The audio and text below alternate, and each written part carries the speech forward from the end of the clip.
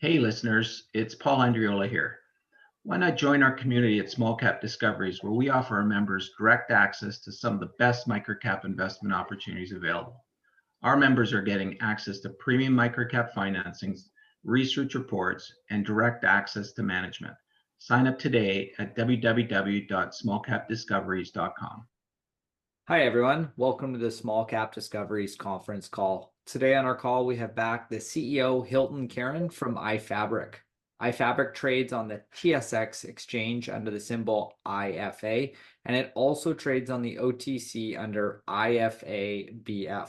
The company is currently trading at $1.39 with about 30 million shares outstanding, or about a $42 million market cap. I'd now like to hand it over to Paul Andriola. Hey, thanks a lot, Trevor. Hylton, good to have us or have you here with us. Yeah, you're coming to us from sunnier climates than I'm certainly experiencing right now. So thank you for taking some time with us. iFabric, iFabric's a story that we know fairly well, and so anxious to get an update. But we've got a number of people here that may not have heard the story. So why don't we just take a short chance here to let everybody know what iFabric's all about, and then we can jump into some Q&A. Beautiful. Thanks, Paul, and thanks, Trevor. And thanks, everyone, for taking the time to hear our story. Very quickly, for those who haven't heard it before, we are primarily a textile-based business. We have two wholly owned subsidiaries. I am part of the founding family that had a private company, and it's one of the divisions that we have now taken public with our other new division, which we started in 2007. This is a company that we've owned since the early 1990s. So the company really started as a specialty lingerie and accessory business for the ladies' business. I happen to be third generation in the textile business, and my background is from Jefferson University with a degree in textiles and textile marketing. So everything that I've done and tried to build these companies around is something to do with the apparel world and textiles. Around 2007, it became clear to me, and it was brought to my attention, that the textile world is moving into technology. How do we put intelligent chemicals into fabrics to make them repel mosquitoes, to make them antiviral, antibacterial? And it was something that we really did our homework on.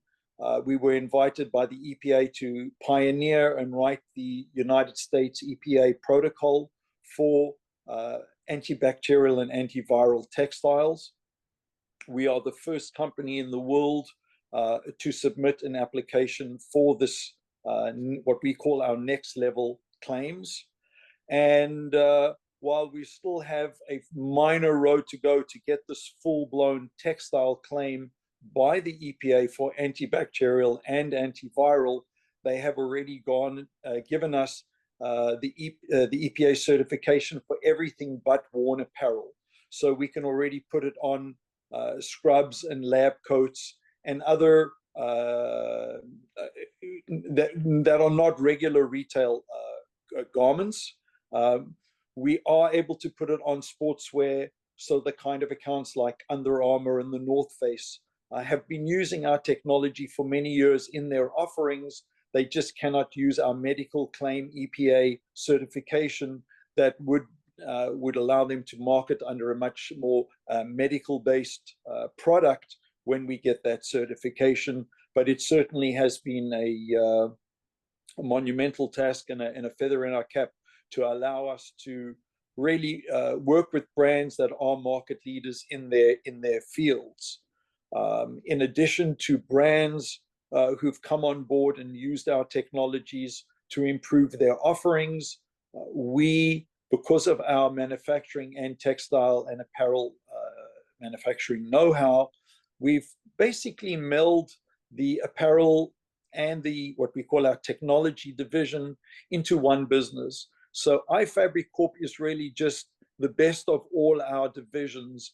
And while we have, from a commercial sense, still kept the businesses apart because of the companies that we do business with, all our staff and everybody involved internally, really there isn't one company that they work for. Everybody is really working for the good of the whole.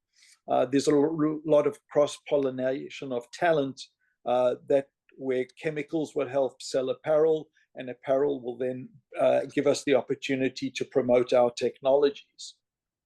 For example, we now do a product that has become really quite phenomenal, leak-proof ladies' underwear. And this is going to garner close to $7 to $8 million in new business in 1 year alone for the company. So while we were lingerie and apparel, this technology has helped us now. There's enough lingerie companies, but having the technology to be able to make these unique products has really opened up new doors for us. I did put out recently, I think it was about a week ago, an update for 2024. And because of all these new programs and new US-based major retailers that we've got these programs into, we're looking for quite a significant growth from 2023. And I don't want to sound like I'm being a little evasive, but our financial year end was the end of December, and we are going to release actual numbers on Monday, today a week. So I can't give a number of exactly what it's going to be until I can talk next week, because obviously I know that what the number is, and I know the put out forecast that I gave for 24. It should be noted that anybody who does look at that report next week and the financials will see that our year end has changed from September 30th to December 31st. So it will be a 5-quarter release, but we have put in a 12-month, the last 12-month comparison to the 12 months before. So one can see quite a significant growth from what we did at the end of 22 to what we did at the end of 23. Quite a serious number in terms of increase, and we're looking to actually increase from 23 to 24 around that same percentage. I think it's worth noting that as our business is growing, our overhead grows at a disproportionate rate, which means that the bottom line can only improve. So that's another benefit of this business growing quite exponentially. To give ballpark numbers, we were a business in the high teens and low 20s. We're just about at the 30 mark and on the way to 40 mark within a 24-month period. I would call that pretty significant growth. And then there's plenty of growth from that 40 million mark higher as we mature with our programs with our new customer base in the US. So in the past, I would say our customer base has primarily been Canadian and supplying the Asian market of US-based brands where their manufacturing was overseas. We were able to supply the technologies to their manufacturers overseas. So China, Japan, Taiwan, where we have a wholly owned subsidiary supplying chemicals to these major brands, and the Canadian marketplace. 2024 is going to see the first rather significant foray for us into the US marketplace. And clearly that market is going to give us our biggest opportunity for growth. So with that said, I think that just gives a smattering of overview of who we are, where we are today, where we're going. I will just leave off with one other note that I think is worth knowing. We are self-financed. At this point in time, while we've got some impressive lines at the bank, and the bank have actually just increased our line, we're actually not using 1 cent of bank money as we speak. It is obviously just prudent to have those lines ready, because that the kind of growth that we're enjoying and able to deliver clearly is going to require being able to capitalize the turnover without stressing the business. So our balance sheet has probably got a debt ratio of 30-1, which I'm pretty proud of. So we're a very solid company. We're not, Unfortunately for those, we're not looking to raise money. However, our share price of late has seen quite a significant little bump. I still think we're an unbelievably underleveraged and undervalued opportunity. If one looks at our working capital to share to the amount of shares we're not even operating at 2 times book value, which is crazy. So I believe that the day is going to come with the shares going to pop, and people are really going to start to look at us and appreciate what we're bringing to the table. Well, perfect. Well, thank you so much, Hylton. I want to remind everybody that's listening, if you've got a question you'd like me to ask Hylton, please use the chat function and I'll ask the question. Okay, that's perfect, Hylton. What I've always been impressed about the business is you guys are constantly innovating, coming out with new products. The medical claim, or let's call it the scrub type product that we're talking about that has antibacterial, antiviral applications. Big step. You guys are now actively selling the product, if I'm not mistaken. What happens next? Where do you see this going? Scrubs is obviously a big marketplace. What does that look like going forward now? It's significant for our customers, and hence, we will go for the ride. I think that 2024 has shown that we're able to really attract a bunch of new major retailers.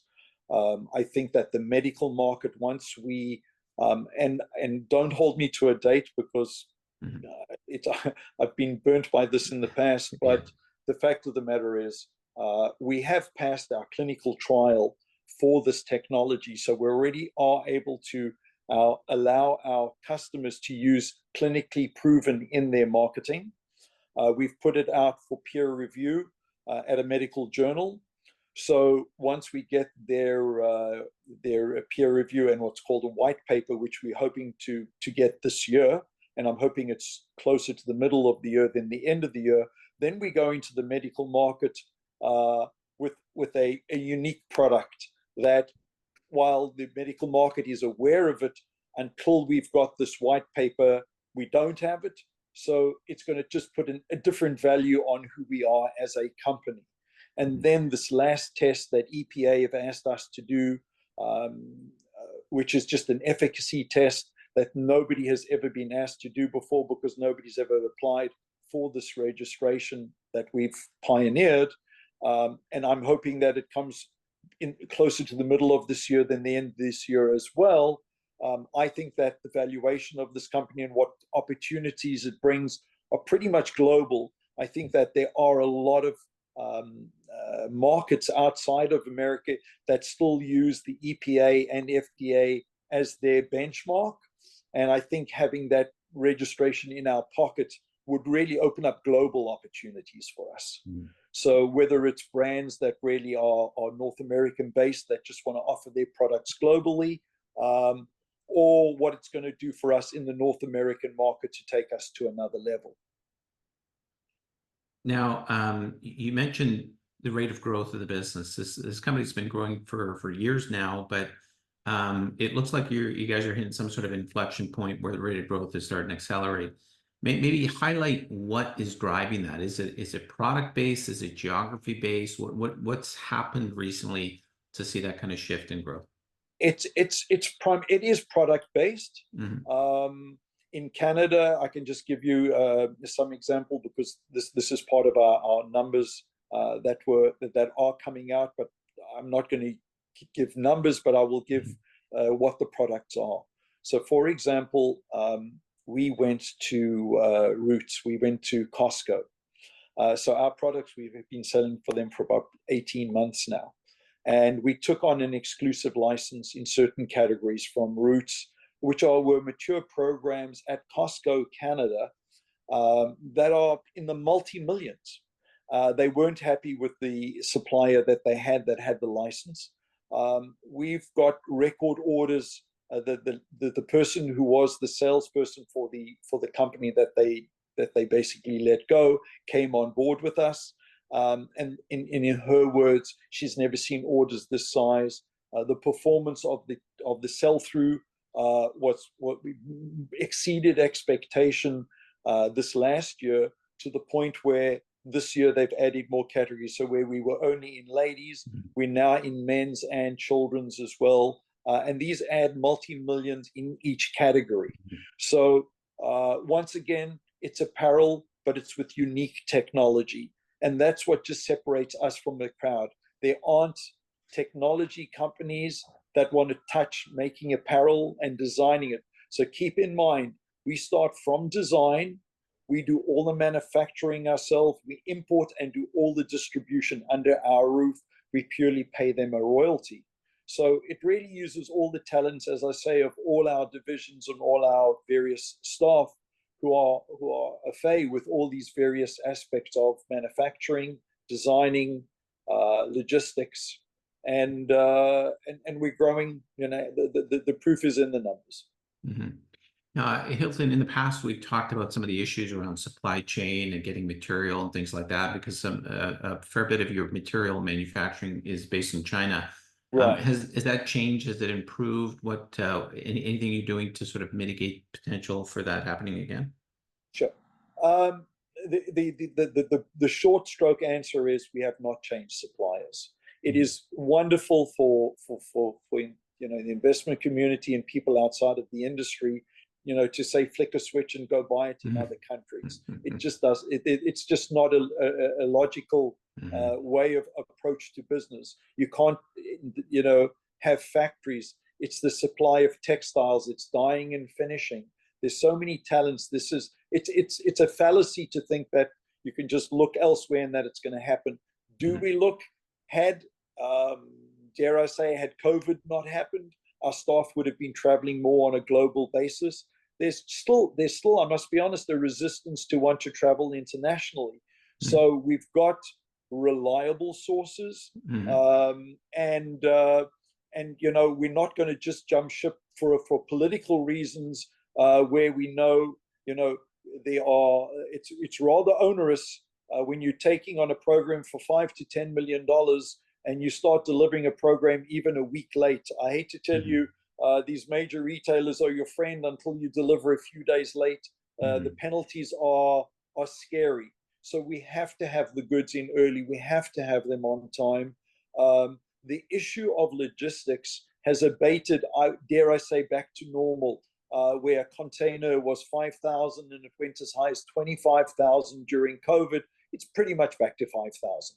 So we really have taken that equation, you know, that, and I don't ever see that happening again. I think what shocked the world once is really not going to shock the world again. I think that those days are over. I think it's a much calmer supply chain. We have logistically, from a financial point in the US, taken all our warehousing, our third-party warehousing out of California. The pricing in California with their social way of looking has just been so prohibitive. We've moved all our operation to just outside of Houston in Texas. Very good, very good. And then, I mean, again, pretty impressive rate of growth. You guys, it sounds like you've got a number of new products that are sort of on the drawing board. What potentially limits your capability of executing? Like, is there any pinch points, or is it staffing, or is it, I mean, capital? It sounds like you have banking capital necessary for inventory and working capital, but where do things slow down? I got to be honest, $100 million is not a scary number in terms of the amount of apparel and the amount of, you know, textiles. It's not, you know, for us, it's a nice number to reach, and it's a milestone that we're certainly working towards, but these aren't big numbers. So it really hasn't challenged our supply chain. I dare I say, in the days when we were making 3,000 to 5,000 of an item, there were factories that we were just too small for. We've now certainly, you know, our numbers have exponentially grown, but the kind of numbers that are manufactured overseas, the size of the factories, we're still a small account to them. So it really hasn't, there's been no stress, and we haven't missed a delivery. So, and we do tend to bring in goods that month or two earlier, because there could be delays. You know, we're having I don't know, it was Vancouver, then it was LA that had these port strikes. strikes. Yeah. You know, one can plan as best as one can, and there's a limit of how much extra you know sooner you can bring in. We've done it pretty good, and dare I say, maybe just we've been lucky that we haven't had major hiccups, and we've got reliable sources of supply. So we right now, our strategy is to stay with those that have proven themselves to us. Gotcha. Okay, well, let me ask it a slightly different way then. Challenges. What sort of keeps you up at night? Let me be honest. You know, we're at tough times in the economy. So I think, and once again, call it lucky. We haven't gone over to the Neiman Marcus's and the Macy's and the Bloomingdale's and the high-end retailers. So we've been and we've steered our business model to the Targets and the Walmarts and the Costco's and the Kohl's of the world, who are financially more stable. So yes, your margin isn't as sexy, but you know you're going to get paid, and you don't have to, you know, you know what you know that your receivable is good. So I think that is the real, you know, call it lucky at this point in time, that we do have retailers that we're putting our necks up. We're bringing in advance 10, 15, $20 million worth of goods. There's always containers on the water. And just knowing that we've got credible, reliable, healthy retailers that pay their bills like clockwork, you know, gives us solace to really continue to design and develop and look for new. One of the things that you're going to hear in the future, some of our technologies have been rather pioneering, but there's always the case of everybody wants something with a green story behind it. So what we're really working on is next generation of the same efficacy and able to give the garments these same other properties, but with a greener story. So these are things that you will see that we are working on right now to push the bar, to give a greener. Our customers are demanding it, and their customers are demanding it. So it's a constant struggle between technology of the past and trying to get the same kind of efficacy without using fluorocarbons and other technologies that are clearly carcinogenic. Now, I sort of almost hate to ask this question, because you guys you're innovators to begin with. You're constantly innovating, but kind of what direction do you go from here? You just mentioned sort of you're going to tackle a little bit more of the green issue around textile manufacturing, things like that. But what other novel things could you do? What other areas can you tackle? There's another technology that really hasn't hit stride, and I think in the future it's going to be rather broadly applied, is water repellency. So these are, whether it's a PPE in a hospital where a nurse or a practitioner is with a patient, and body fluids are being spewed from one person to another, to be able to have that kind of repellency, for lack of a better term, on technology. Right now, it's a very heavily fluorocarbon, which is PPE, which is a no-no. So I don't want to get into the science, because I'm the least IFA in my company to talk about it, but I can talk about it on a very minor level, where they've got a C8 carbon chain. They want C0. They want fluorocarbon-free technology. It's very difficult to do. We believe we've made major strides, and we're getting there. These are the kinds of things. So I'm going to say it differently to give you some color. We've become the technology partner for our customers.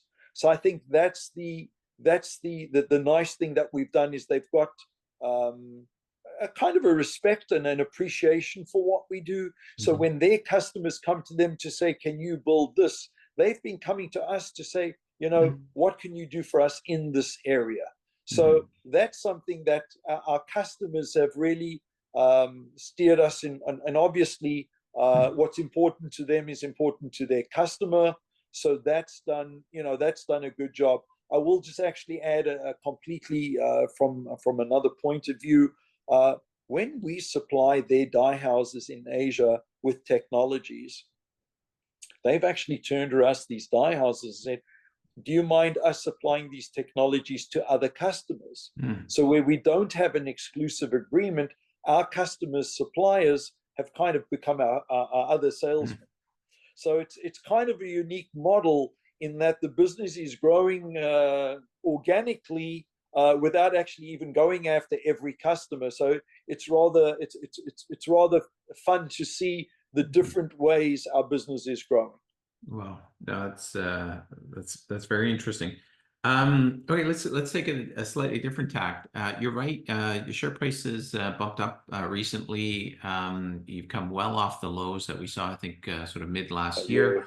Right. What's been the appetite? Like, what kind of phone calls are you taking from investors? Is there, any sort of, call it institutional interest right now? You guys are still fairly small, but what's the interest level look like outside? What I'm hearing, I think, from the brokerage world is that things have started to be more buoyant than they've been in the last 2-3 years. I've been traveling, so I've been doing with you guys, with us, getting in front of the investor community. We've had a very loyal major block shareholders that have been with us almost from day one, who've grown their position. Who appreciate what we're doing with the future, and they believe, they're holding on for far bigger days, and we really are now delivering at a different level. So I think it's getting it out to a broader audience. I think we had to really get the momentum of the company back on track, which we've now done. And I think now people are going to look at us a whole lot differently to when, dare I say, we were stuck at a certain number, and we weren't able to just get past, what COVID did to us, and we're past that. So it's history. We're on to a new day, and I think that our customers, showing the kind of programs that they've put in and are talking about. I don't want to, talk out of turn, but the US customers have invited us down to really understand better who we are and what breadth of products we can supply to them, because of what a lot of these major chains are doing is they're actually cutting down on their supply chain in numbers. They want to deal with the big boys who can offer them a breadth of products. And so it's, whether it's shoes, whether it's hosiery, whether it's outerwear, these are categories we haven't touched in the past. These are all areas where they're asking us what we can do for them. So each one of these are a business to themselves, and we're not going to jump at every opportunity just to do it. We're going to do it and grow the business properly when we've proven to ourselves that we've got the right supply chain. So we're growing at, when it's growing at a 30-40% clip, that to me is impressive. I'm not going to dance at every dance. We're going to keep this company solid. We're going to keep our finance solid. We're going to keep our receivables solid. And on that basis, we will feed the growth. And do you foresee any large capital spends? Like, do you need to, outside of inventory and working capital, just the day-to-day stuff, do you see any big spend necessary? The only big spend, I would say, so we don't own our own factories. That's got a plus and a minus. The plus is when fashions or fabrics or anything change, you're not locked into garments and machinery that can only make A, when now the market's moved into B and C. So that flexibility, it does come with a bit of a margin cost, because you're paying a manufacturer that you don't own the manufacturing facility yourself. But what you lose in one, you gain on the other. So that's an area that's important to us as a company. And I think the only other area where I'd say that we would look at is an M&A. If we do find technologies, we have in the past found technologies that we thought were interesting and were within the guidelines of the kind of markets we go after. We're not just going to, from left field, start doing widgets that are not within who we are as a textile and an apparel business and a medical. We are applying now for medical licenses, but it's going to be for garments used in the medical industry. We're not going to be making medical equipment. So we really have to stay true to who we are. Our customers know who we are. They know that we focused. And yes, the only big other spend, I would say, it's something we've looked at. We just haven't been impressed enough, or we haven't been able to drill down where people have come with phenomenal technologies, and where we drill down to who owns the technology, we get a lot of double talk, and we just shut the doors. I mean, we've traveled around the world to meet with people and got quite serious, and then when we get down to it, there's a lot of snake and mirrors. We're just not going to get involved in it, and we'll just shut it down, and we have. So we do look for technology. We will look for those opportunities, but it's got to be done right, and we've got to know that what we're putting our money into is real. Yeah, no, exciting. Well, listen, I mean, it sounds like a lot of interesting, exciting new initiatives. You're executing on some of the old initiatives. Sounds like there's a lot to look forward to here in the coming months. Hylton, what do you want to make sure that everybody walks away with today really, really understanding? What's a key takeaway you want everybody to walk away with? I think that 23 and 24 are now showing a new day. Dare I say, a new company. We've really started to hit a different gear, and the reaction that to opening up the US in a big way, to finishing up our EPA, to finishing up, we've already got the clinical trial behind us, where we proved to the medical market that we were able to pioneer a new technology, and the science did the talking, and the clinical trial did the talking. These are all publicly announced efforts. I think that we're, as I say, it's how soon we get to 50, it's how soon we get to 100. Our bottom line is only going to improve. I think we're an impressive little company that's not going to remain small for too long. I love it when I see great little Canadian companies doing sort of world-changing technologies, innovating like you guys have. First off, congratulations on a number of milestones being met here over the last little while. I know we've been speaking about these things for several years, but this is great. We always appreciate the time you give us. We're very thankful for that. Congratulations on a successful year, and we certainly look forward to the numbers on Monday. So once again, thanks, Hylton. We've been speaking with Hylton Karon, a CEO of iFabric, symbol is IFA on the TSX. Hylton, can't wait to catch up with you next time. Look forward to it. Thanks for your time, everybody. Appreciate it. Thank you. Bye-bye.